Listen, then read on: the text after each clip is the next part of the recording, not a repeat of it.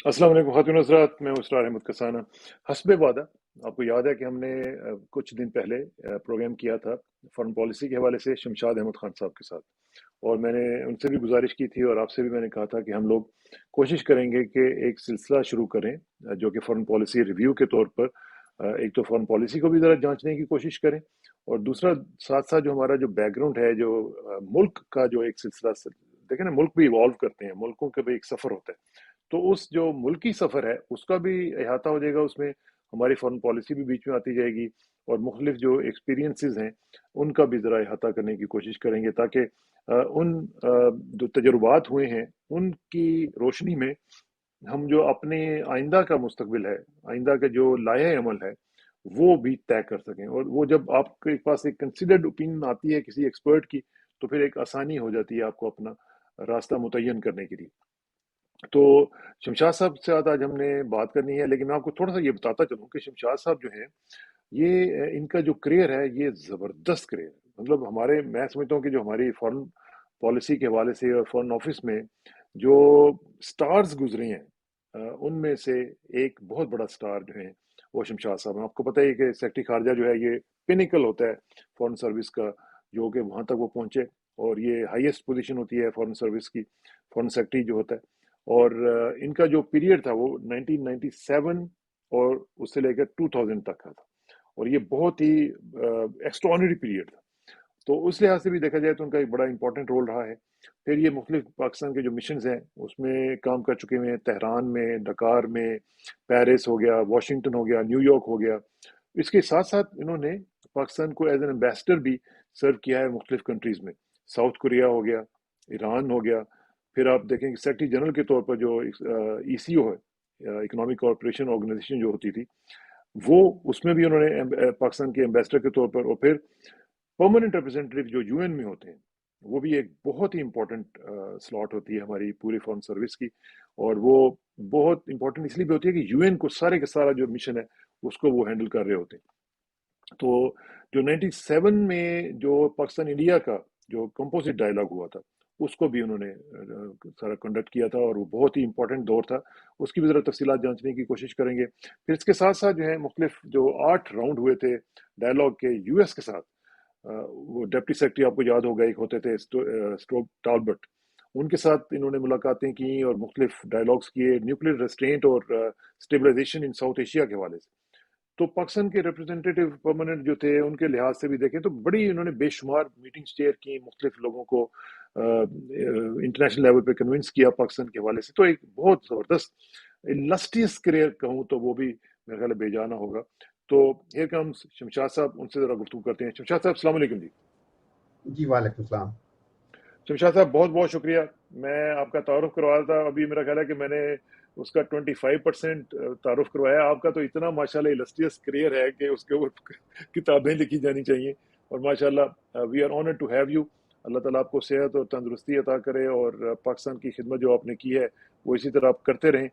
मैं चाहता हूँ कि थोड़ा सा हमारा जो शो है इसमें एक किस्म का एक ओरल हिस्ट्री आ जाए आपकी तरफ से, कि जी कैसे आपका, आपकी अपनी पर्सनल लाइफ कैसे शुरू हुई, किस तरह आप पाकिस्तान में आए, आपका बचपन कैसा गुजरा, उधर से लेके फिर हम आपके जो सफ़र है, जो प्रोफेशनल जर्नी है आपका, उसको उसके ऊपर आ जाएंगे, और आपकी जो ख़ासतौर पे जो अचीवमेंट्स हैं मुख्तलिफ ममालिक में, आप जो एज एन एम्बेसडर रहे, आप जहाँ पे आपने काम किया, उनके भी आपके एक्सपीरियंसेस हैं, मैं चाहूँगा कि वो भी आप शेयर करें। लेकिन टू स्टार्ट विद मैं चाहूँगा कि आप ज़रा हमें अपने बचपन के बारे में बताएं कि आपका बचपन कैसा गुजरा, कहाँ पे गुजरा, और आप कितने शरारती होते थे। अच्छा, तो बचपन तो मेरा ऐसे है कि मैं एक्चुअली जब पाकिस्तान आया तो उस वक्त मेरी उम्र 6 साल होगी, और वो जी। बचपन था कि 6 साल की उम्र तक मैं अपने वालिद का एक जो गांव था वहाँ पर वक्त ज़्यादा रहता था, मगर साथ साथ फिर मुझे वालदा ले जाती थी अपने मालिकोटला रियासत जहाँ से उनका ताल्लुक था। ये भी बता जी। दूं कि मेरे वालिद का इंतकाल हो गया था जब मैं अभी 6 महीने का था, तो मैंने तो अपने वालिद की शक्ल तक नहीं देखी, और उस वक्त ओहो, अच्छा। कुछ ऐसे वाकयात थे कि कभी फोटोज का भी सिलसिला उन हमारे इलाकों में ना वहाँ नहीं ख़वातीन होता था ना। चीज़ें होती थी, ना हाँ, मर्दों की होती थी, तो और वैसे भी माहौल जब मज़हबी हो, और मैंने 6 हाँ। साल की उम्र में कुरान भी ख़त्म कर लिया था, और अच्छा, बचपन माशाल्लाह। है वो, हाँ, बिल्कुल हमारी जो थी ना हवेली थी, जो पटियाला स्टेट में गाँव था, खेड़ा गज्जू खान, यानी मेरे दादा का नाम गज़नफ़र खां था, तो वहाँ से गज्जू अच्छा, खान बन गई। और तो बचपन के दिन थे, हवेली थी और एक किला था साथ में। हैरान होता था जब बड़ा हो गया थोड़ा-सा कि ये किले की कहाँ से आ गई। तो बात ऐसा, फिर बाद में सब ये डिस्कवर जो बातें हुई, हमारे को 20-25 गाँव होते थे, और जब मैं सोचा करता था कि ये गाँव कहाँ से ऊपर से हमें मिले थे, क्या हुआ था? तो फिर रिसर्च करने के बाद सारी, जब मैं फिर इंडिया जाता था, वहाँ हिंदुओं से वो सब रिकॉर्ड रखते हैं, उनसे मैंने सब डिटेल्स ली अपने बुजुर्गों के बारे में, और उनको मेरे बुजुर्गों के बारे में मेरी फैमिली से ज्यादा उनको इल्म था, क्योंकि अच्छा। वो लिखते हैं ना हर चीज। हाँ, तो मैं जब बल्कि 2005 में गया रिटायरमेंट के बाद, तो मुझे वो मालिक मालिक कह के मिले, जितने भी लोग थे अच्छा, अच्छा, पुरानी, हाँ, नस्ल के लोग थे। तो खैर, बचपन गुजरा, हमारी हवेली का बाग होता था वहाँ, हमारी फैमिली का कब्रिस्तान भी वहीं होता था। मेरे सारे बुजुर्ग वहाँ दफन हैं, पक्की कब्रें, मेरे अच्छा। वालिद की कब्र, मेरी बहन की कब्र। तो मैं खेला करता था उन कब्रों पे, ये था। हुँ, तो मतलब हम लोग अगस्त में नहीं वहाँ से मूव हुए एक्चुअली। जी। हमारे बुजुर्गों का जो उस वक्त फैसला करने की पोजीशन में थे, तो माइग्रेट हम जल्दी नहीं किया। हमारा ख्याल था कि हमारा इलाका जो है पाकिस्तान का हिस्सा बनेगा। अच्छा, लेकिन वो अच्छा। जब फिर बाद में वो जो बाउंड्रीज में सारी तब्दीलियां की गई, अंग्रेजों के साथ मिलके साजिशें हुई, तो फिर हमें जल्दी में, मुझे इतना याद है कि जिस वक्त बारिश हो रही थी और हमें जल्दी से हमारे भाई अंदर आए, मेरी वालदा कहने लगी कि उठो हमें जाना है, तो बस उसी तरह जो कुछ हो रहा था उठ के हम लोग चल पड़े। कोई सामान नहीं लिया, कुछ नहीं। वो जल्दी में जो थी, बैलगाड़ियां बाहर खड़ी थी, उनमें जो सामान थोड़ा बहुत रख सकते थे, क्योंकि वो तो बाय हैंड कैरी करना था उस वक्त में, कोई बिल्कुल, मोटरें बिल्कुल। थी नहीं। और तो बहरहाल वो फिर हम चल पड़े, और वो सफर मेरा जो था हिजरत का, वो अपने गांव से 3 महीने का सफर था। और अच्छा, रास्ते में रुकते जाते थे, सिखों के हमले होते थे, और बचाने वाले भी वही लोग होते थे, हिंदू और हुँ, सिख अच्छे लोग भी होते थे। हाँ, तो इस तरह एक बड़ी ऊंच नीच आती रही। अम्बाला पहुंच के फिर हमें कैंप में रहना था, क्योंकि हमारे लिए कोई ट्रेन का बंदोबस्त होना था कि हम पाकिस्तान आए। यानी ठीक। हमारे तक उस वक्त हवाई जहाज या बहरी जहाज का कोई कुछ भी कॉन्सेप्ट नहीं था। नहीं था। हुँ, तो अम्बाला में जब हम रहे, तो वहाँ अचानक फिर वबा फैल गई हैजे की। तो हम लोग मूव हुए थे, जाकर अम्बाला में जो हमारे अजीज होते थे, फैमिलीज, उनके घर खाली हुए थे, वो पाकिस्तान आ चुके थे, तो हम उन घरों में चले गए। फिर जब वहां पर हैजे की वबा फैली, तो फिर जल्दी से हमने वो सारे घर छोड़ के फिर रिफ्यूजी कैंप में आ गए। और बल्कि मेरे भाई को, बड़ा भाई जो सबसे बड़े भाई थे, उनको हैजा हो गया। तो he was admitted in A hospital जो था। अच्छा, वहां पे यू विल बी सरप्राइज कि अच्छी नर्सें भी होती हैं। तो नर्स किसी ने मेरे भाई को कहा कि तुम यहाँ से चले जाओ, क्योंकि यहाँ मुसलमानों को कत्ल कर दे। ये वहाँ कत्ल कर रहे थे अस्पतालों में, अस्पतालों में भी मरीजों को कत्ल। तो my brother ran away from the hospital, और वो आके हमें रिफ्यूजी कैंप में हमें हम मिल गया। तो फिर वहाँ हम लोग ठीक हो गए। इस दौरान में जो मेरी वालदा का शहर था, वो थी रियासत मालेरकोटला। वो वहां से थोड़ी ज्यादा दूर नहीं थी, यानी अब आजकल का जो सफर है, मैं बताऊं, मेरे लाहौर से बाई रोड सफर, मलेरकोटला हो या खेड़ा गज्जू खान हो, सफर 4-5 घंटे का है बस। लेकिन हमें वो सफर 3 महीने लगे थे। तो उस कैंप में जब हम थे, सारी सहूलतें मुझे अब तक याद है कि हम अ, माल्टे किन्नूज लेके वो बेच के गुजारा करते थे, चीजें करते थे। मिट्टी के बनी हुई थी, झोपड़ियां बनी थी जिसपे हम रहते थे। तो अच्छा, बड़ा मुश्किल सफर होगा। और बाहर के जो लोग थे ना, क्रिश्चियन मिशनरीज, वो हमारा ख्याल रखते थे। देखिए ना, हम लोग मुसलमान सिख सारे जो है एक जालिम जानवरों की तरह एक दूसरे को मारते थे, और हमें इलाज करने के लिए, हमारी देखभाल करने के लिए वही क्रिश्चियन मिशनरीज होती थी जो उस वक्त हमारी देखभाल करती थी उस वक्त के रिफ्यूजी कैंप में। तो मेरे मामू होते थे, मेरी वालदा के भाई, छोटे भाई, he was a major in Indian army. तो उन्होंने अपना एक कॉन्वॉय भेजा अपनी बहन को लेने के लिए हमें अम्बाला कैंप में, और जी। कॉन्वॉय में जो अफसर थे सारे वो सिख थे, क्योंकि उसको पता था अच्छा। कि सिख अफसर ही हमारी प्रोटेक्शन कर सकते हैं। और ये भी मैं हाँ। बता दूं कि मालेरकोटला रियासत मुसलमान रियासत थी, और 17वीं 18वीं सदी में जब गुरु गोविंद सिंह के साथ मुगलों की लड़ाइयां हो रही थी, तो सरहंद के जी मौके जी जी। जो गवर्नर था मुगलों का, उसने गुरु गोविंद सिंह के 2 बच्चों को जिंदा दीवार में बचाया था उन्होंने। तो दीवार में चुन दिया था। तो नवाब जो थे मालेरकोटला के, उसने जाकर उस गवर्नर को बहुत प्रोटेस्ट किया था और कहा था कि ये गैर मुस्लिम हरकत है, इस्लाम के खिलाफ तुमने जो कुछ किया है। जब गुरु गोविंद को पता चला कि ये नवाब ने किया, तो उसने फतवा जारी किया था गुरु गोविंद सिंह का, ये सिखों के 10वां लास्ट जो था नबी या गुरु था। तो उसने ये फतवा दिया था कि इस रियासत को सिख हमेशा ता क़यामत प्रोटेक्ट करेंगे, अपनी जान पर भी। तो वही हुआ कि 47 में वहां से रियासत में ये ऐलान कर दिया गया था कि भी कोई यहाँ से डिसलोकेट नहीं होगा, तो वहां से कोई नहीं होता। तो मेरे मामू ने एक ट्रक पे कॉन्वॉय भेजा मेरी वालदा को लेने के लिए, जो उन्होंने हमें तलाश कर लिया। तो मेरी वालदा जो थोड़ा बहुत घर में रहकर पढ़ा करती थी, she was already aware of the history, Jinnah को जानती थी, अल्लामा इकबाल को जानती थी। अच्छा। तो इस किस्म का तब जो था ना, तो उन्होंने कहा कि मैं तो पाकिस्तान जाऊंगी, कायदे आजम का पाकिस्तान, ये उस वक्त कहा कि मैं नहीं मालेरकोटला जाऊंगी। So one of my brothers, वो इतना तंग आ गया था उन मुश्किलात से, वो ट्रक पे बैठ के मालेरकोटला चला गया, और वो अच्छा, फिर वो वापस चला गया। वो चला गया। लेकिन अच्छा, he is the only brother जो अभी भी अलाइव है, मेरे हम मुझसे बड़े हैं लेकिन अभी भी अच्छा। हैं, लाहौर में रहते हैं। हाँ, तो वो जब वहां से मालेरकोटला तो वो से, उधर ही है, वो मलेरकोटला में ही है, उधर ही है या आगे में? नहीं, मैं बता रहा हूँ, वो हमारे लाहौर पहुंचने से पहले वो लाहौर आके उन्होंने हमारा इस्तकबाल किया स्टेशन पर। अच्छा, यानी वो वो कैसे ऐसे पहले हुआ पहुंच कि गए?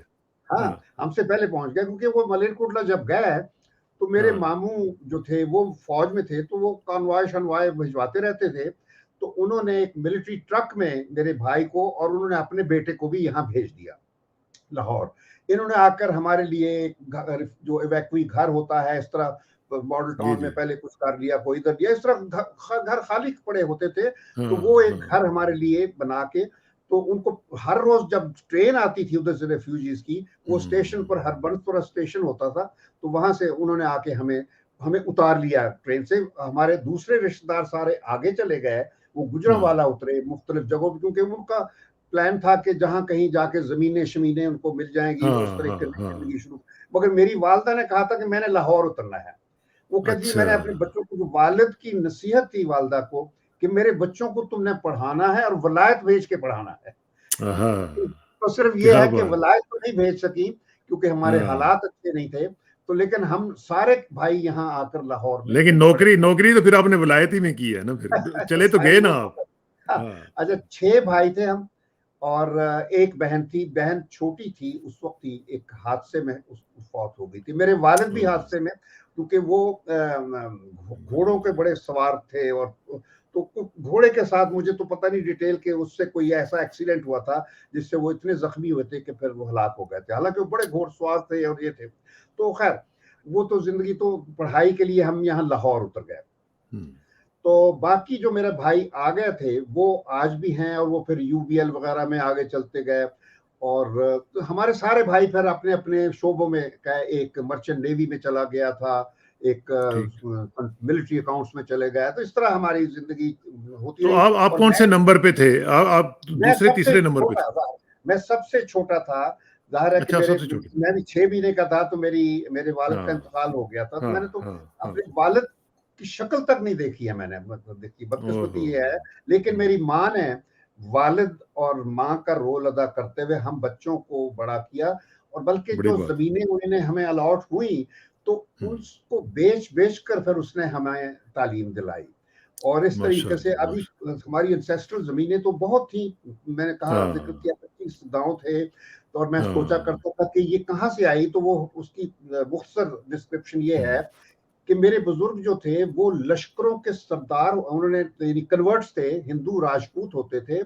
जब जी, अहमद शाह अब्दाली आता था तो वो फिर कन्वर्ट करके मुसलमान जो होते थे, जो फिर उसके उनको वो लश्करों इंचार्ज के, बना के वापस चला जाता था। हाँ, और वो लश्करों के हम्म, सरदार होके सिखों और मराठों हम्म, के खिलाफ जंगे लड़ते थे, हाँ और जो हाँ इलाके वो फतह कर लेते थे तो अहमद शाह अब्दाली उनको दे के चला जाता था। हाँ हाँ अहमद शाह हाँ अब्दाली वाहिद अफगान किंग था जिसने यहाँ फतूहात बड़ी की, बल्कि हाँ, वापस चला मुगलों के जाता। खिलाफ भी, लेकिन वो हम्म, उसने खुद हुकूमत नहीं की, अपना सिर्फ हाँ गवर्नर हाँ लाहौर में मुकर्रर हाँ, किया हुआ था, और उस वक्त वो हम्म, मुगलों के पैरेलल उनका एक अफगानों का निज़ाम होता था यहाँ पे। और हम्म। फिर जिसके बाद 1799 में वो अफगान गवर्नर के खिलाफ लाहौरी खिलाफ हो गए, और लाहौरियों का ये एक पेशा है, उनकी रिवायत है ये लोगों कि वो लोगों हमें को उनका इस्तेकबाल कर लेते होते हैं।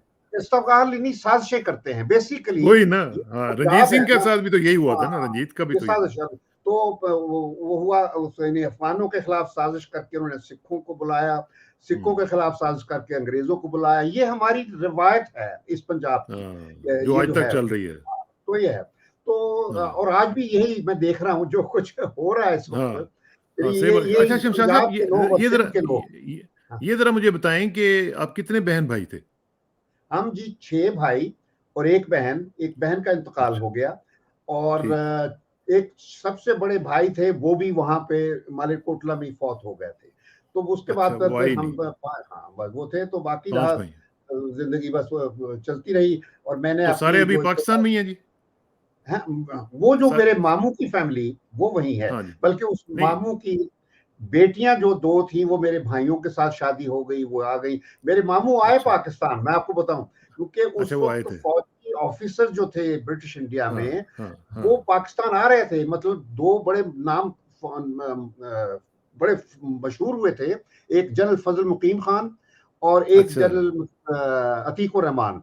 तो वो उस वक्त लेफ्टिनेंट थे उनके साथ, वहां पे अच्छा अच्छा। हमारी रियासत से ही ताल्लुक था।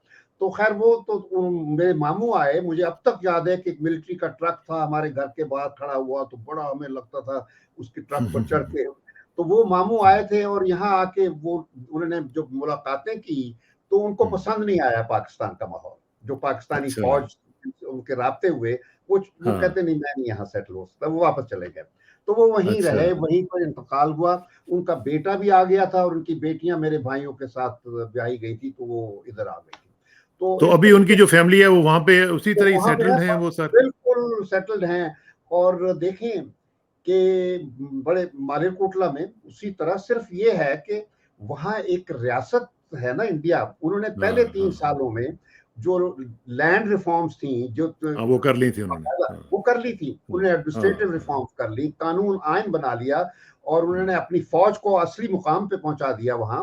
तो वो एक 3 सालों में रियासत बन गई। वैसे तो खैर रियासत तो वो हाँ पहले ही था हिंदुस्तान, क्योंकि हाँ, जो ऑब्वियसली। अंग्रेजों ने 100 साल की तारीख में जो पॉलिटिकल प्रोसेस शुरू किया था हाँ हिंदुस्तान जी। में, वो उन इलाकों में था जहां पाकिस्तान नहीं था। हम्म, पाकिस्तान के जो इलाके थे, वहां अंग्रेजों ने या तो लड़ाइयां लड़ी अफगानिस्तान के हवाले से, ये जो केपी है वहां पर, और बलूचिस्तान में बाकायदा हम्म, मिलिट्री कैंपेन से। बाकी जो था सिंध और पंजाब, ये उनके गुलामों में थे, ये जो 2 हाँ सूबे हाँ थे। हाँ, तो सही यहाँ बात। पे अंग्रेजों ने कोई पॉलिटिकल प्रोसेस नहीं किया, क्योंकि वो 2-2 आने दे के उन्होंने टू आनाज हम्म, बनाए थे, जो टवानाज हाँ, वगैरह। वो टवानास इनके वगैरह, हाँ। खातम थे ये सारे हमारे, जितनी सर हम्म। सिकंदर हो गया, ये हो गया, वो हो गया, यूनियनिस्ट पार्टी बनाई। इन लोगों की बिल्कुल कोई नेशनहुड इनमें है ही नहीं है इस तो इलाके ये में। टू आनाज का क्या कॉन्सेप्ट था जी इनका? ये 2 आने उनको मजदूरी देते थे, जो अंग्रेज करवाना हम्म, होता था ना काम, 2 हाँ आने, उससे हाँ, टवाना नाम मार पड़ गया, ये कि ये 2 आने लेके काम करते हैं, तो इस किस्म की अंदाजा। टवाना। हाँ तो उस तरह हाँ, नाम पड़े हुए थे इन फ्यूडल फैमिलीज के।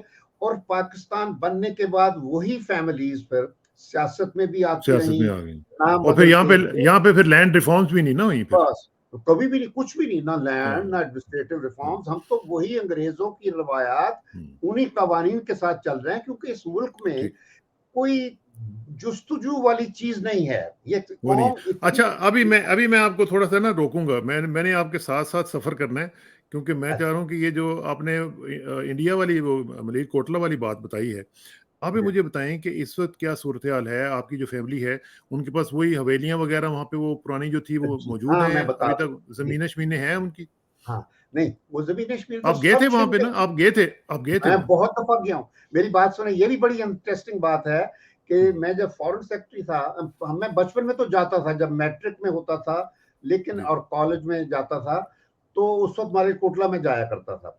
और उस वक्त पासपोर्ट बस होता था, कोई वीजे की जरूरत नहीं होती थी, बड़ा आसान था सफर करना जब 60 तक। फिर अच्छा, 65 वीजा नहीं की चाहिए जंग, होता था? नो 65 की जंग के बाद ये सारे मसले शुरू हुए हैं। उससे पहले अच्छा अच्छा। मालेरकोटला जाना हो किसी वक्त भी दिन के वक्त फैसला करें, बस बस लेते थे और बॉर्डर क्रॉस कर जाते थे, ट्रेन से अच्छा। क्रॉस कर जाते थे, बहुत आसान था सफर करना। लेकिन मैं फिर जब मैं फॉरेन सेक्रेटरी था तो मुझे इंडिया वालों ने, गवर्नमेंट ने, हम मुझे इनवाइट किया कि आप आए अपने एंसेस्ट्रल जगह। तो मैं, मेरा ये एक दस्तूर रहा है कि मैं अपने सरकारी जब मैं पोजीशन हो उसमें मैं अपनी जात को नहीं कभी लाता। तो जितनी बहुत दफा मैं फॉरेन सेक्रेटरी के तौर पर मैं इंडिया गया, मैं कभी अपने एंसेस्ट्रल जगह नहीं गया, कभी नहीं गया।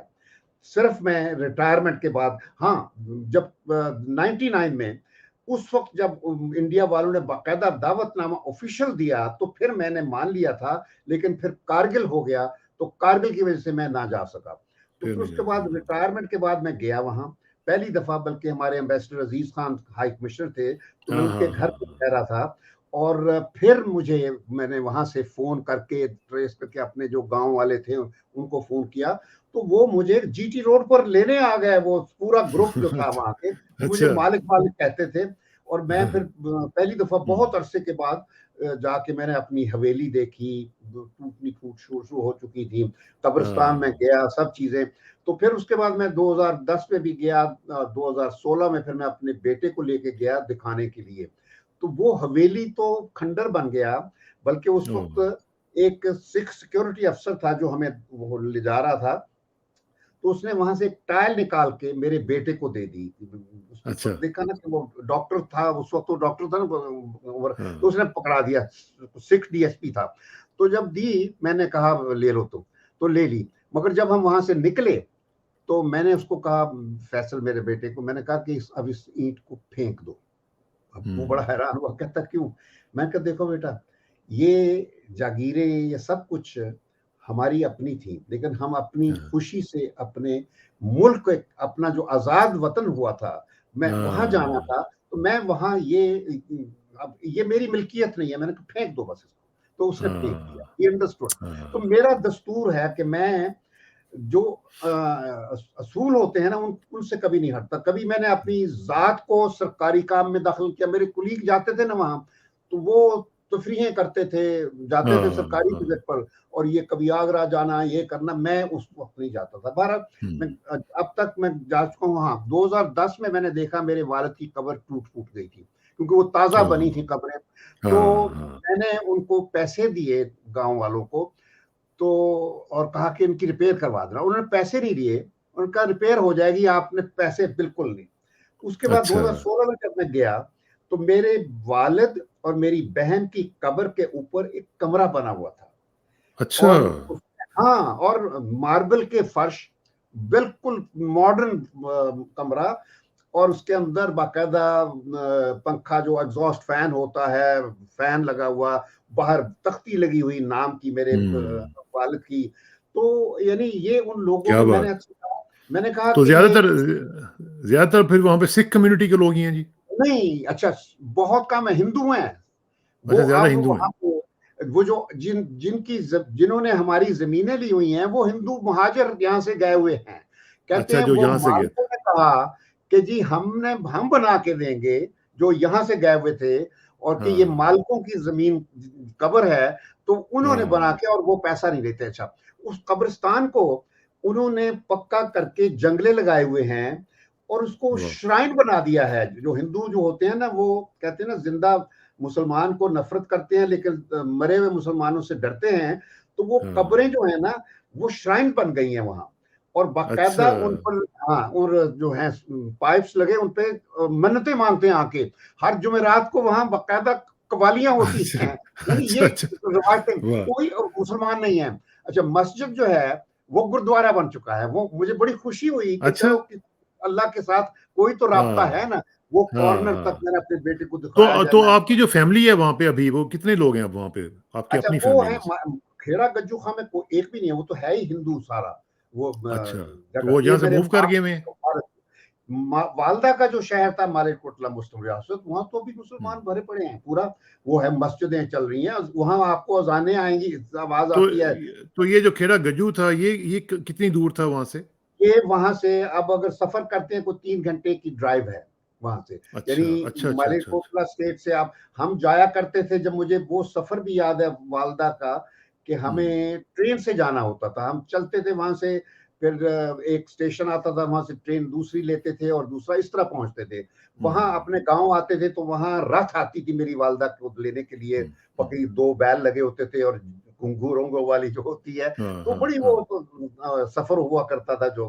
फिर स्टेशन तो से अभी राजपुरा। अभी जो आपकी फैमिली है वो ज्यादा वहां पे है मलेरकोटला में? अब मालेरकोटला में, वहां तो जो खेड़ा गज्जू तो सारा खत्म गैर हो गया, मुस्लिम है।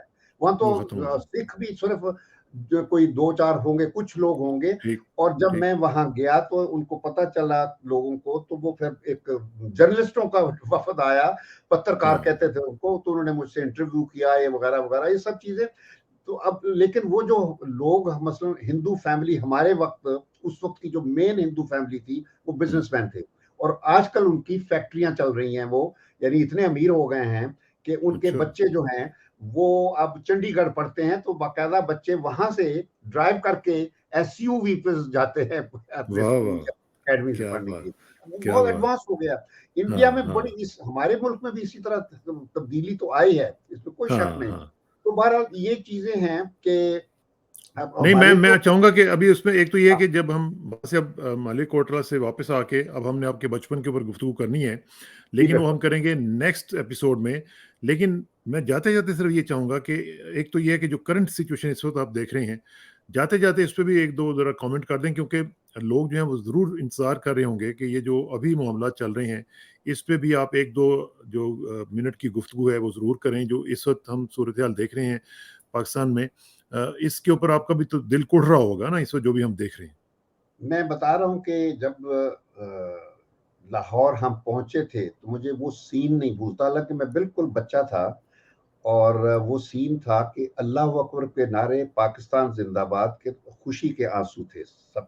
हाँ हाँ ये 47 की वाकया। लेकिन ये है कि इन 75 सालों में मैं अब तक उस पाकिस्तान की तलाश में हूँ, जिस पाकिस्तान का तस्वर अल्लामा इकबाल ने बर सगीर के मुसलमानों के लिए एक खुद मुख्तार और आज़ाद और खुददार कौमियत का शऊर पैदा किया था। और मैं उस बेशक। पाकिस्तान की तलाश में हूँ जिसके तस्वर के साथ कायद आज़म ने बर सगीर के मुसलमानों को एक आज़ाद, खुद मुख्तार और जमहूरी ममलिकत के ख्वाब को हकीकत में बदला था। और मुझे आज बस वो पंडित नेहरू की वो बात याद आ जाती है, सितंबर 1946 में, सिक्स वाली, जब हाँ। वो फॉरेन मिनिस्टर थे अबूरी हुकूमत के, और उन्होंने ये कहा था कि आजकल ये नई रियासतों बनाने की बात हो रही है। 46 में, यानी हाँ पाकिस्तान हाँ बनने से 1.5 साल पहले, 1.25 साल पहले। उन्होंने कहा कि बात हो रही है, तो मैं ये कह देता हूँ कि ये जो कुछ भी बनेगा वो कोई रियासत नहीं बनेगी। यहाँ इंडियन ओशन में सिवाय इंडिया के और कोई मुल्क नहीं होगा, और ये भी सिर्फ कल्चरली ऑटोनमस एंटिटीज जरूर बनेंगी। हाँ, मतलब है कि, तो वो जो तस्वर वो जो तस्वर, जिन्ना ने और इकबाल ने देखा था, वो तो, और वही शमशाद साहब, वही तस्वर जो आपकी वालिदा यहाँ पे लेके आई थी कि उसको हकीकत बनाएंगे हाँ, जाके। लेकिन वो उस तस्वर के साथ आई थी। उसके जहन में हाँ नसीम एजाजी की किताबें पढ़ पढ़ के, उसने हिस्ट्री इस्लाम की पढ़ी हुई थी, वो बहुत पढ़ने की थी। मैं अपनी वालदा को हर रोज एक किताब ला के देता था, इंग्लिश अच्छा, शेक्सपियर और किताबें उर्दू में जो थी, मतलब वो क्या उर्दू बात। पढ़ती थी, तो वो तर्जमे जो होते थे वो दिया करता था। फिर एक स्टेज आई थी कि उसने शेर लिखने शुरू कर दिए थे। उसने प्रेसिडेंट नासर पर, यासर अराफात पर, फलस्तीन पर, शेर शेर बच्चों पर, मेरे तो मेरे बड़ी बच्चों बहुत, पर। मैं इसका मतलब है कि बड़ी पढ़ी लिखी खातून थी वो।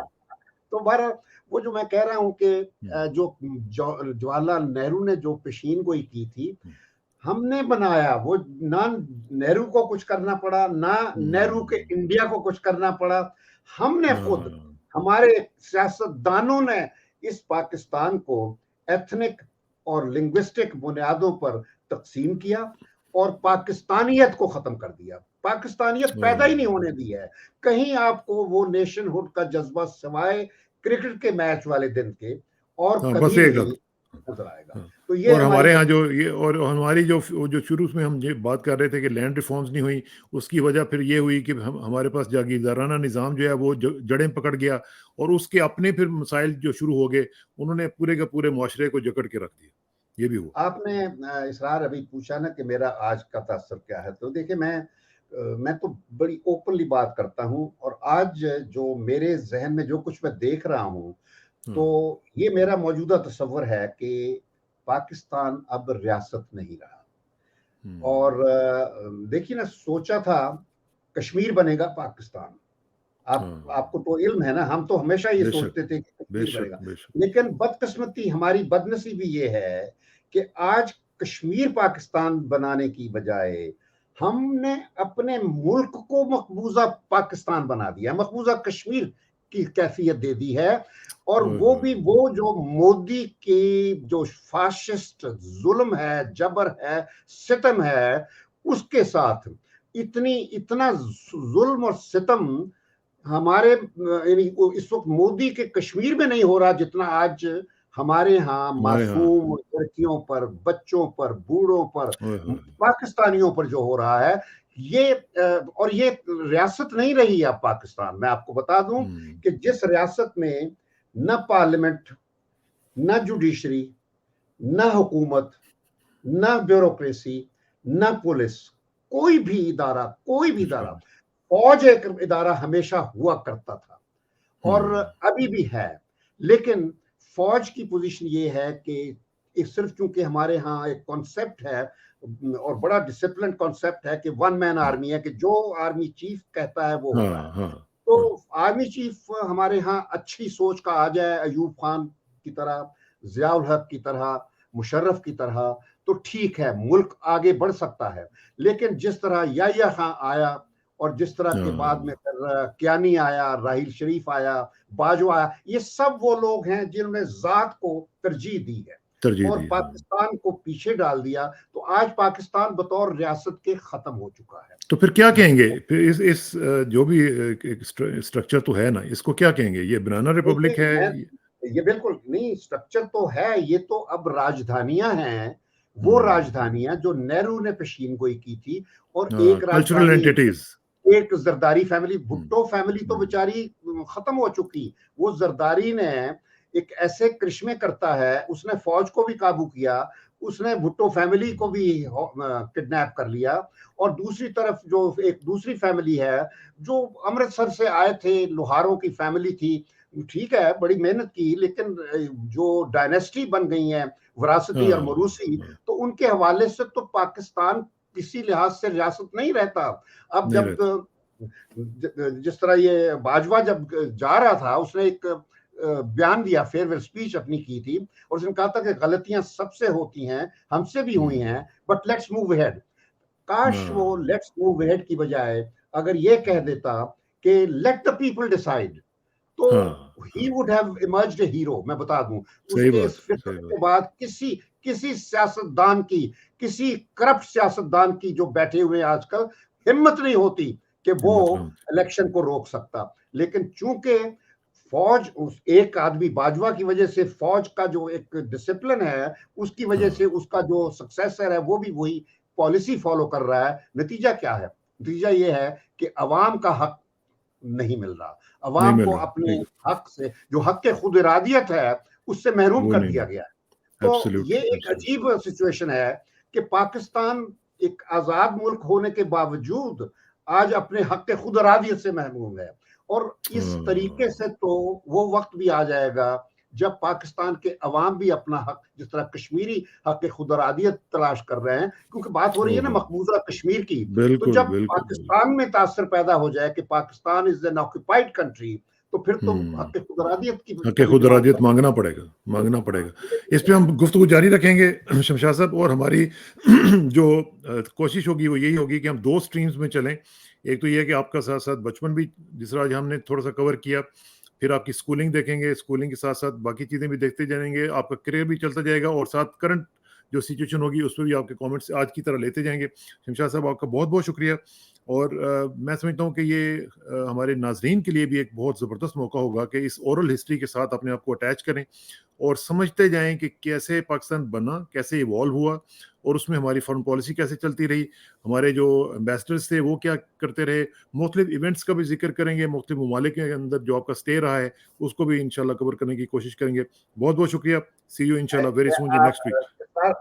आखिरी मैं एक फिक्र में बयान करना चाहता हूँ, प्लीज गो अहेड, कि इस वक्त मुख्तसर तौर पर कि पाकिस्तान के मौजूदा सिचुएशन का हल क्या है।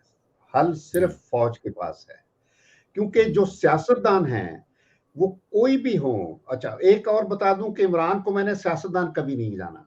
वो इमरान एक फर्द नहीं मैंने कभी उसको कंसिडर किया, वो एक फिनोमेनन था है, और वो सोच, विजन या माइंडसेट कह लीजिए जिसकी पाकिस्तान को जरूरत थी। मगर हालात जो मौजूद हैं उनसे ये साबित हो गया कि हम उस फिनोमेनन के अभी लिए मैच्योर नहीं हुई ये कौम। ये कौम उसी तरह बदउनवान लोगों के साथ रहना चाहती है, और ये मुल्क अगर बिल्कुल अपने खात्मे की तरफ जा रहा है, जब तक ये 2 फैमिलीज हैं, वो मैं मौलवियों की बात नहीं करता, वो तो हर तरफ लग जाते हैं मौलवी, तो जो है ना वो तो खत्म करवाओ तो चलते रहेंगे। तो बात ये है कि 2 फैमिलीज हैं, ये जब तक हैं इस मुल्क का कोई मुस्तकबिल नहीं है। बस सीधी सी बात। देखें कितनी बड़ी बात की आपने, बहुत सीरियस बात की है। इसके ऊपर हम इंशाल्लाह आपका तज्जिया लेंगे नेक्स्ट टाइम। और ख़वातीन हज़रात, आपने लाजमी ये सीरीज़ होगी आपने देखनी है। शमशाद साहब के साथ हम कोशिश करेंगे कि इनसे निकलवाएं चीज़ें जो इन्होंने देखी हैं, और हिस्ट्री हिमसेल्फ इज़ हिस्ट्री, दूसरी टर्म्स में नहीं, लेकिन आपने पूरी हिस्ट्री को देखा है, उसका मुशाहिदा किया है, you been part of the history. तो ये हमने आपसे इंशाल्लाह गुफ्तगू करनी है और आपसे सीखने की कोशिश करनी है। शमशाद साहब, आपका बहुत बहुत शुक्रिया। इंशाल्लाह, बल्कि जाने से पहले एक चीज़ मेरा ख्याल है कि मैं आपसे कमिटमेंट ले लूं कि 28 मई आ रहा है। मैं चाहूँगा कि उससे पहले हम आपको ज़रा थोड़ा सा हेड्स अप दे दें कि 28 मई को हम एक प्रोग्राम करें जिसमें हम उस दिन के बारे में आपसे पूरी तफसीलात जांचें, क्योंकि वो बहुत तारीखी दिन है और उसके आप शाहिद हैं, और मैं चाहूँगा कि उसके ऊपर हम ज़रूर गुफ्तगू करें उस दिन जी, अगर आपका टाइम होगा तो। इंशाल्लाह, ठीक है, बहुत शुक्रिया, thank you very much, see you soon इंशाल्लाह। थैंक यू, अस्सलाम वालेकुम।